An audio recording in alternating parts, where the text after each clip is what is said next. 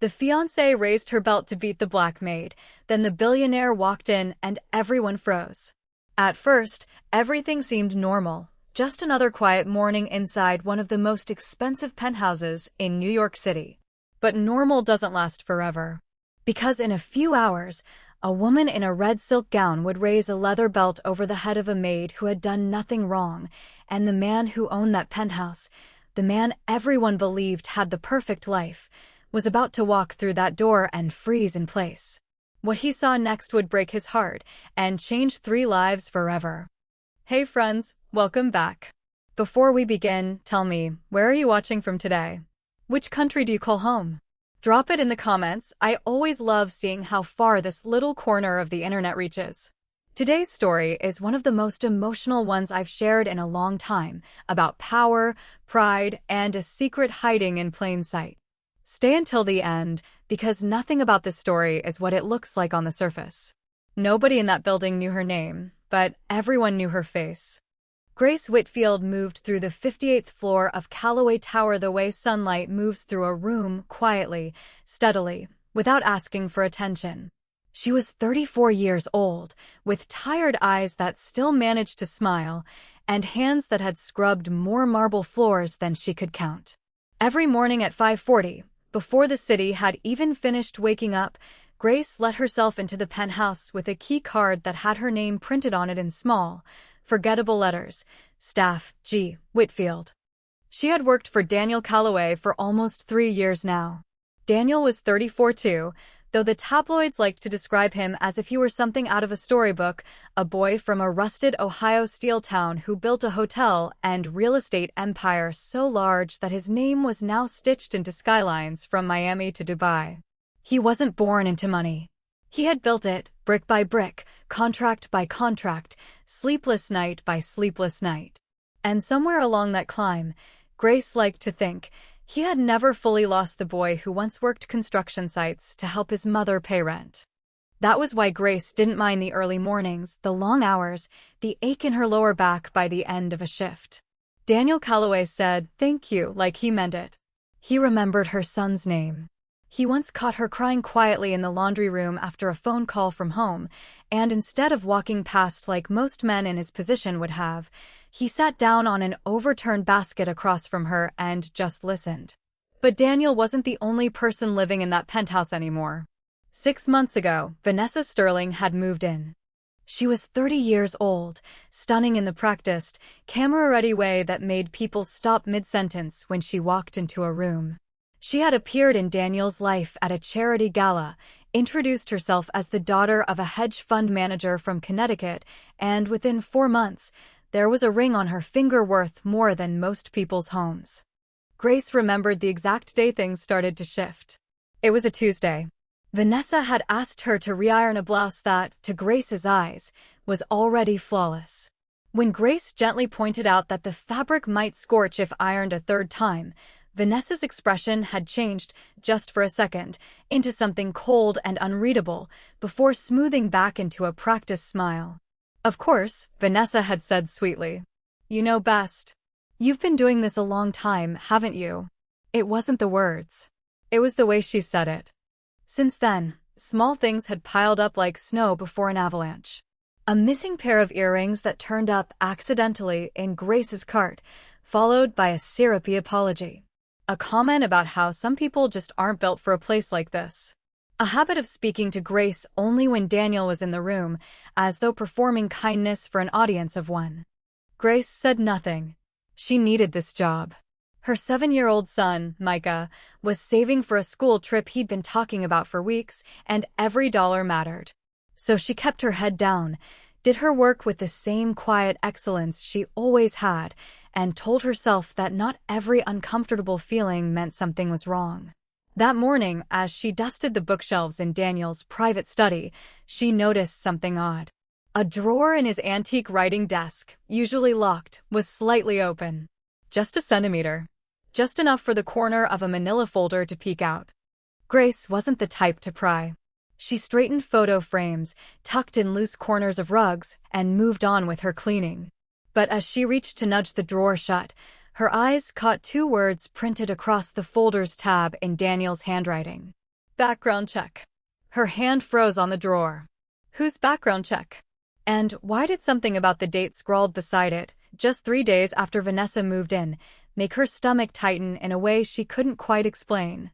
From down the hallway, she heard the click of heels on marble, growing closer. Grace shut the drawer, picked up her cleaning cart, and stepped out of the study just as Vanessa turned the corner, eyes narrowing slightly, as if she already knew exactly what Grace had almost seen.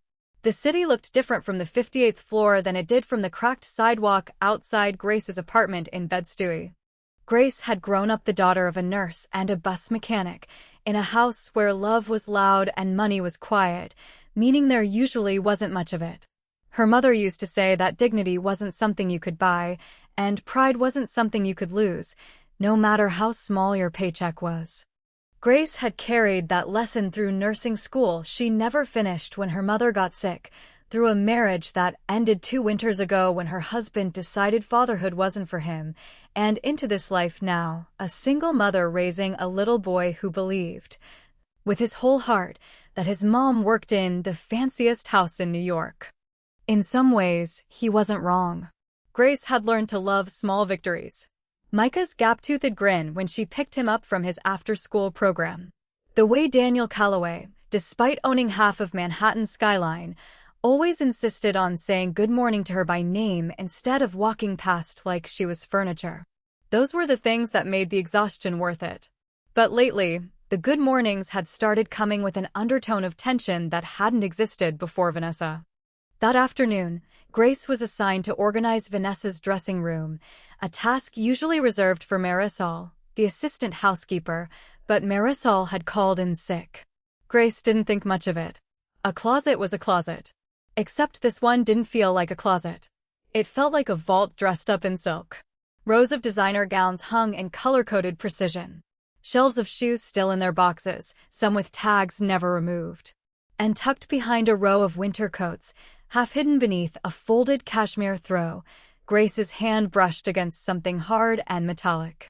A small lockbox. She almost left it alone. Almost.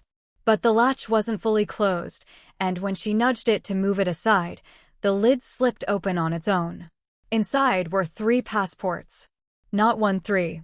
Each with Vanessa's photograph, but 3 different names. Vanessa Sterling. Renata Cole. Diane Ashford. Grace's pulse quickened. Beneath the passports sat a folded newspaper clipping, yellowed at the edges, dated 4 years earlier. A photograph of an older, silver-haired man named Richard Ashford, smiling beside a woman who, despite the different hair color, despite the different name printed beneath the photo, had the unmistakable eyes of the woman currently engaged to Daniel Calloway. The headline read, "Local developers' sudden divorce shocks friends, family. Wife inherits millions in settlement after just 14 months of marriage." Grace's hands were shaking now. She wasn't a detective. She wasn't even entirely sure what she was looking at.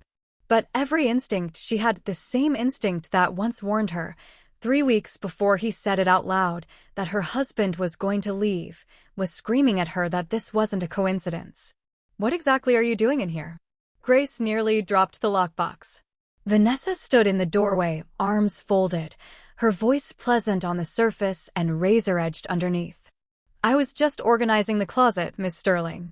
Marisol's out sick, so That's not yours to touch." Vanessa crossed the room in 3 quick strides and snatched the box from Grace's hands, snapping the lid shut. For a fraction of a second, something flickered across her face, not embarrassment, not anger, but calculation. The look of someone rapidly deciding how much damage control was necessary.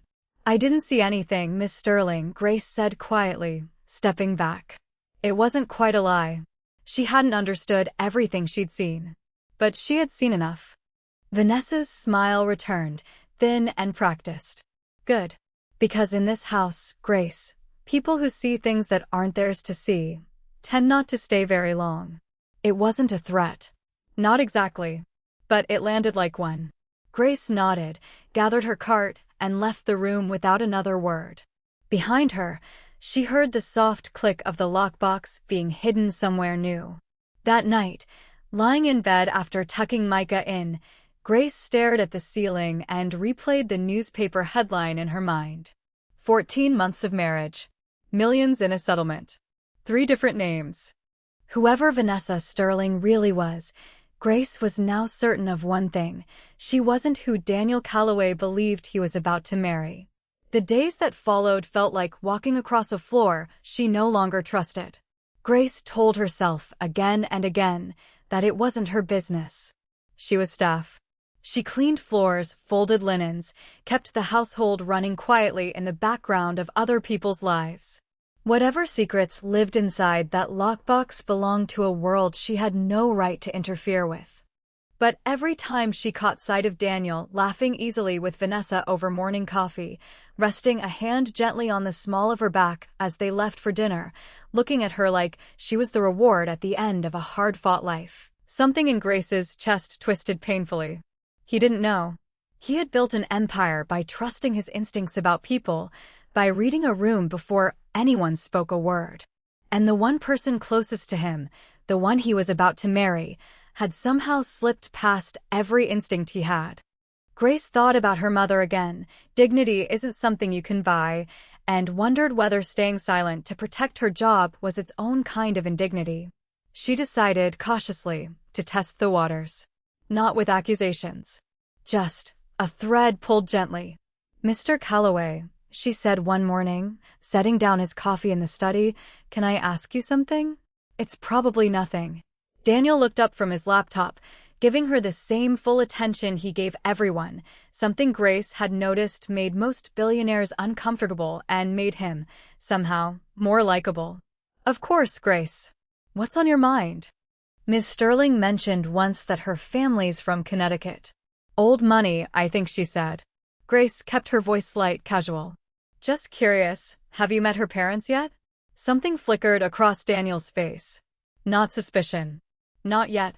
But a small pause, the kind a sharp businessman takes when a question lands closer to an unresolved thought than he'd like to admit. "Not yet," he admitted slowly. "She says they travel a lot. We're supposed to meet them after the wedding announcement goes public." He studied Grace for a moment. "Why do you ask?"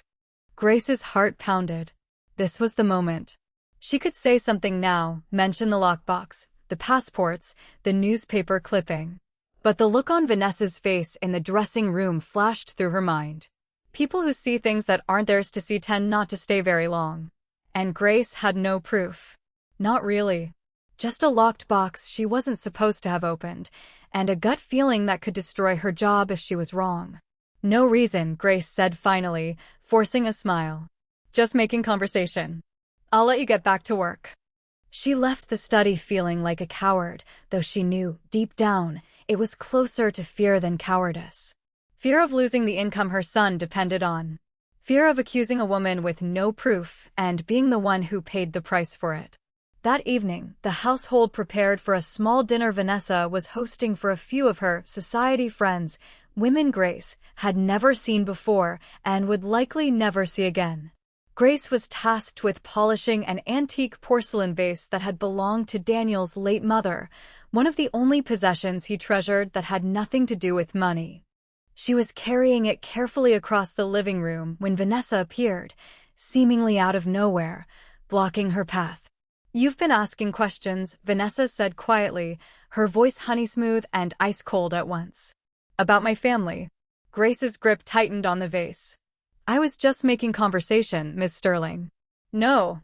Vanessa stepped closer, close enough that Grace could smell her expensive perfume mixing with something sharper underneath, adrenaline, maybe, or fear disguised as fury. "You were digging. Just like you were digging in my closet." "I wasn't." "Save it." Vanessa's eyes had gone hard, all pretense of warmth stripped away. "I don't know what you think you saw, but I promise you, whatever story you're building in that head of yours, you don't want to finish it." Grace held her ground, though her hands trembled around the vase. "I haven't said anything to anyone. Keep it that way." Vanessa's gaze dropped briefly to the vase in Grace's hands, and something in her expression shifted, a spark of an idea, cruel and immediate.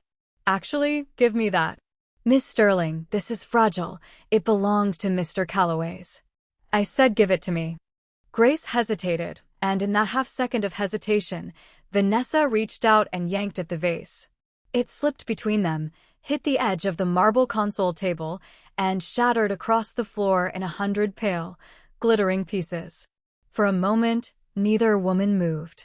Then Vanessa looked up, and her eyes weren't panicked. They were calculating.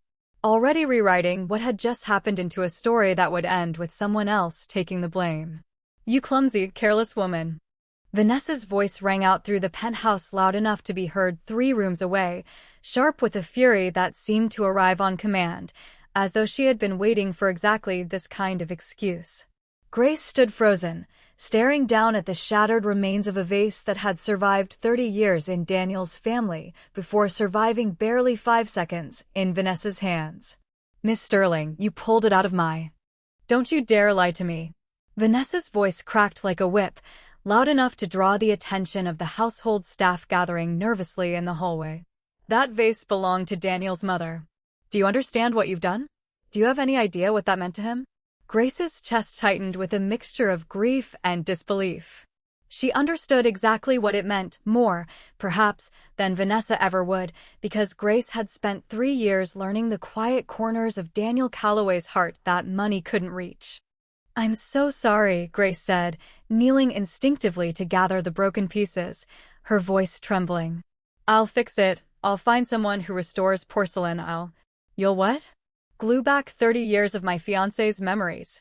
Vanessa's voice rose another octave, drawing closer, her whole body shaking with what looked like rage but felt, to anyone paying close attention, more like desperation.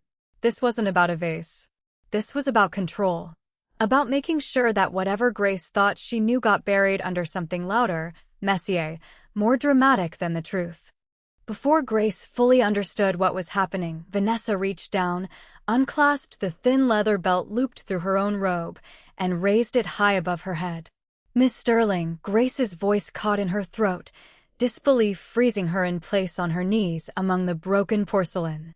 "You people," Vanessa hissed, something ugly and unguarded slipping through the cracks of her polished exterior, "think you can just do whatever you want in this house and get away with it." The belt came down. Grace threw her arm up on instinct, catching most of the blow across her forearm instead of her face, a sharp burning line of pain blooming instantly beneath her sleeve. She cried out, more from shock than anything else, shock that this was really happening, in this house, to her, over a vase that had been ripped from her hands in the first place. "Please," Grace gasped, scrambling back against the base of the console table, one arm raised protectively over her head as Vanessa advanced again, belt raised for a second strike, her face twisted into something Grace barely recognized as human. And that was the exact moment the elevator doors chimed open at the end of the hallway. Daniel Calloway walked in, still loosening his tie from a long day of meetings, mid-sentence on a phone call he was about to end, the words dying instantly on his lips. He froze. For one full second, the longest second of his life, Daniel Calloway simply stood there, unable to process what he was seeing. His fiancée, belt raised above her head. Grace, the woman who had quietly kept his home and his life running for 3 years, curled defensively on the floor amid shattered porcelain, a raw red welt already rising across her forearm. The phone slipped from his hand and hit the floor. "Vanessa." His voice came out low, dangerously quiet, nothing like the easy warmth Grace had grown used to hearing. "What are you doing?" Vanessa spun around, the belt still gripped in her white-knuckled hand, and for the briefest instant, before her expression rearranged itself into practiced distress, Grace saw it clearly. Fear. Not remorse. Fear of being caught. "Daniel, thank God," Vanessa breathed, letting the belt drop as though it had somehow appeared in her hand by accident. "She broke your mother's vase. I completely lost my temper, I know, I'm so sorry, she's been going through my things, Daniel, she's been." "Stop." Daniel's voice cut through the room like a blade, silencing her instantly. He crossed the space in 3 long strides, dropping to his knees beside Grace, gently taking her arm to examine the angry red mark blooming across her skin. His jaw was tight, his hands surprisingly careful. "Grace, are you okay? Talk to me." Grace, still trembling, met his eyes, and for the first time in days, she didn't feel afraid to tell the truth. "I need to show you something," she whispered. "Something I found in her closet." The penthouse had never felt so silent. Daniel helped Grace up from the floor with a gentleness that made the other household staff exchange glances in the hallway, unsure whether to stay or disappear. He guided her to sit on the edge of a leather armchair, retrieved the first aid kit from the kitchen himself, something none of them had ever seen him do, and pressed a cool compress against the welt on her arm without a word.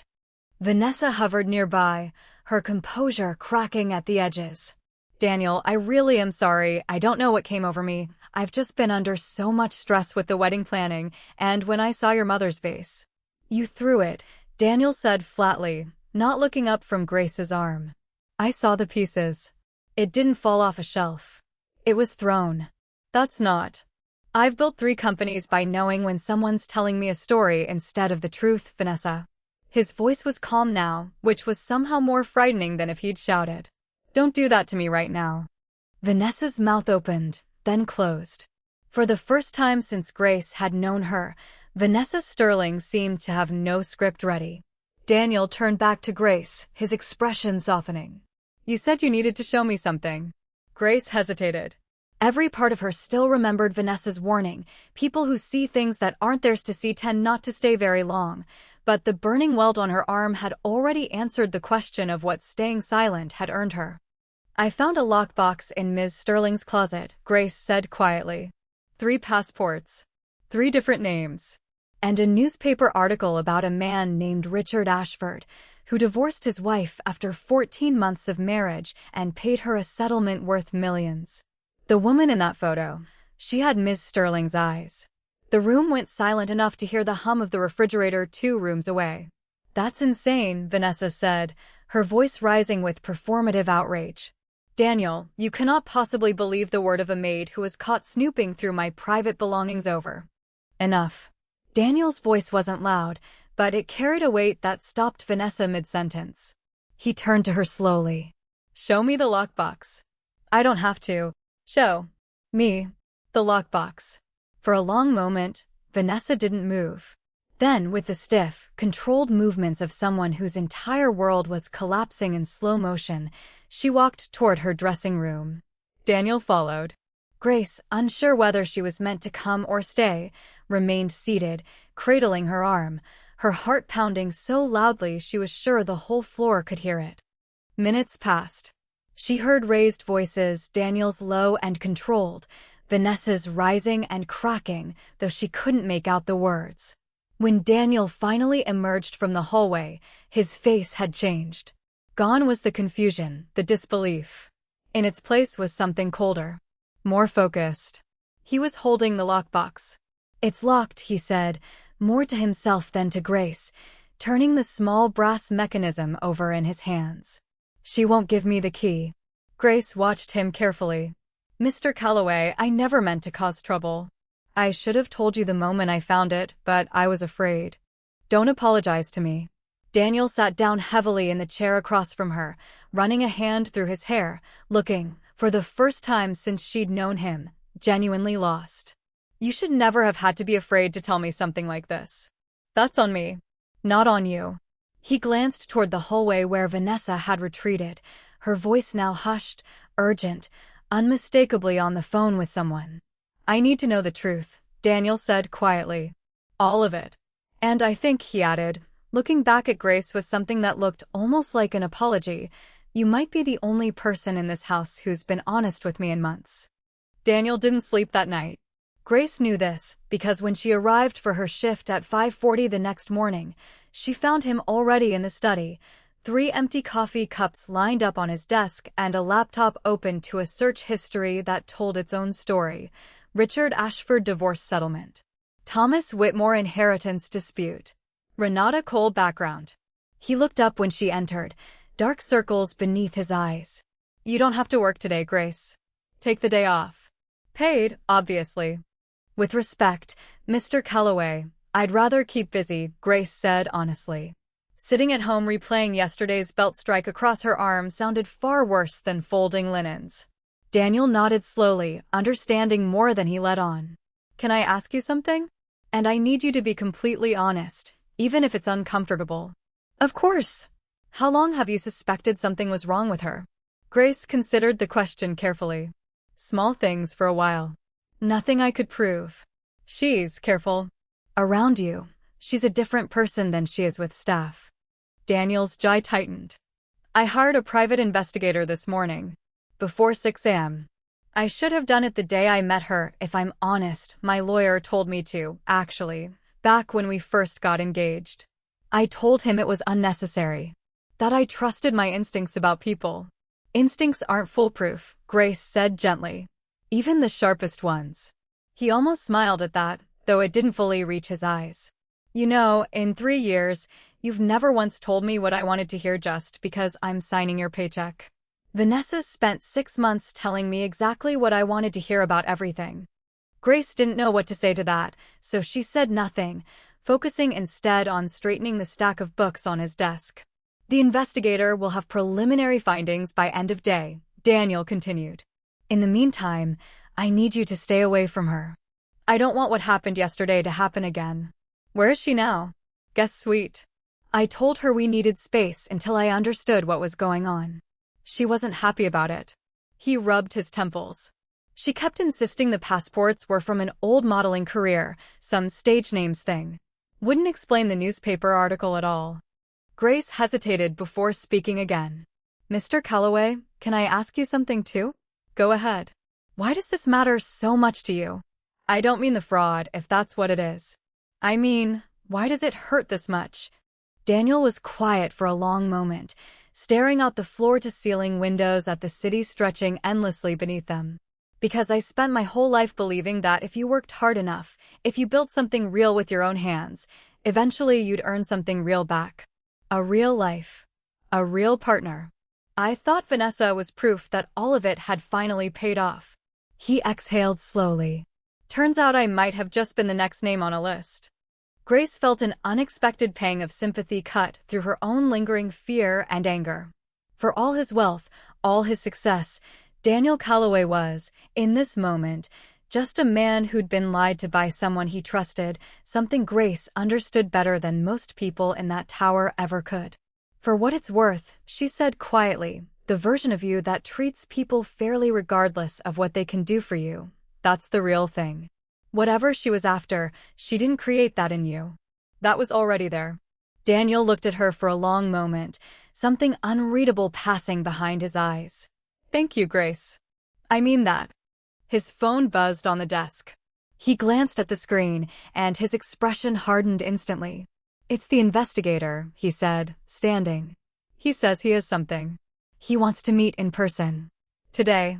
The investigator's name was Marcus Reyes, a broad-shouldered man in his 50s with the calm, unhurried demeanor of someone who had uncovered far uglier secrets than this one. He arrived at the penthouse just after 2 in the afternoon, carrying a slim folder that seemed to weigh far more than its size suggested. Daniel had asked Grace to stay, which surprised her, but given that she was, in Marcus's own words, a material witness to physical assault and evidence tampering, her presence made sense in ways she hadn't fully considered. Her real name is Renata Marie Cole, Marcus began, spreading 3 photographs across the coffee table. Born in Tulsa, Oklahoma. 34 years old, not 30, as she's told everyone here. Grace glanced instinctively at Daniel, whose expression had gone rigid. 14 years ago, she married a commercial real estate developer named Richard Ashford under the name Diane Ashford, Marcus continued. 14 months later, following what his family describes as a sudden and dramatic falling out, she left with a settlement north of $4 million.